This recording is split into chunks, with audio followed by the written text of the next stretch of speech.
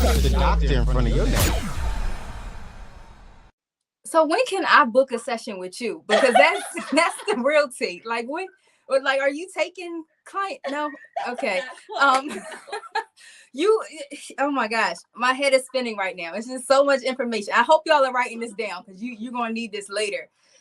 When we change our perspective about how relationships worked out, then we can see ourselves as being overcomers, being triumphant over the things that other people may have deemed as failures. Is that what you're saying, Jen? Yeah. And My taking God. all of the experience. So sometimes we say, oh, that person just didn't treat me right, or they didn't do this and they didn't do that. And we enter this new dating experience or a relationship with other people the same way. No.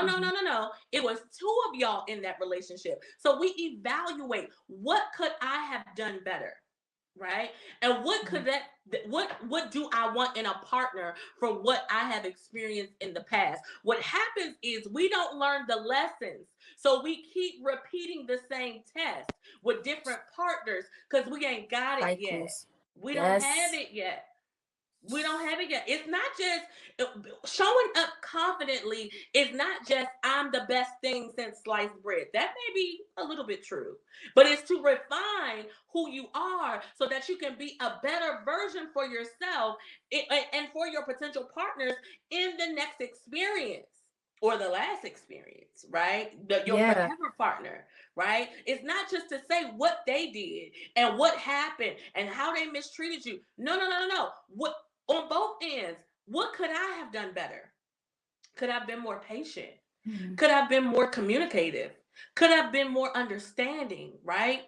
Could I have made more time? And when we put both of those pieces together and we do our own self-work, then we can show up confidently because we didn't just waste our time, right? We had an experience.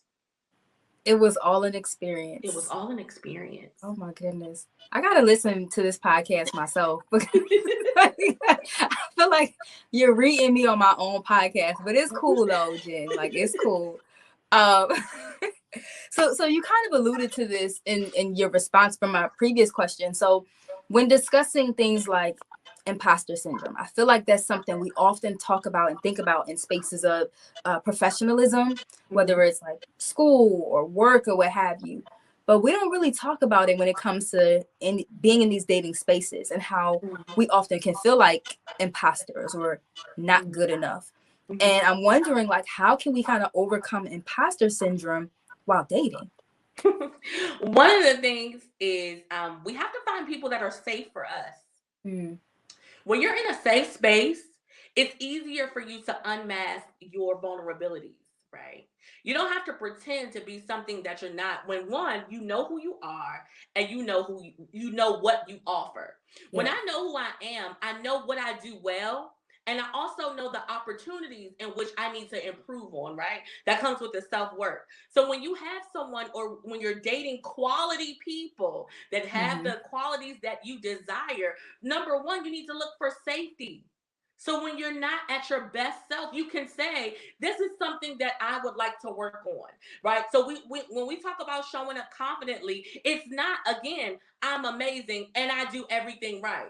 It's I'm amazing. I have these strengths, and it's not weaknesses. I have these opportunities, right? And for people who are safe, you feel a little bit more empowered to share your opportunities. And it doesn't have to be that this is a deep relationship. These could literally just be friends. Your friendship should be safe.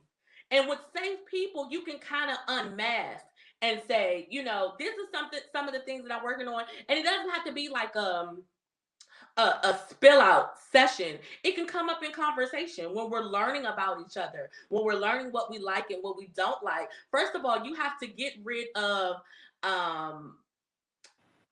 lying to yourself. Talk about that. You can't show up trying to defeat imposter syndrome when you wear a mask every day in your other spaces. The doctor in front of your name.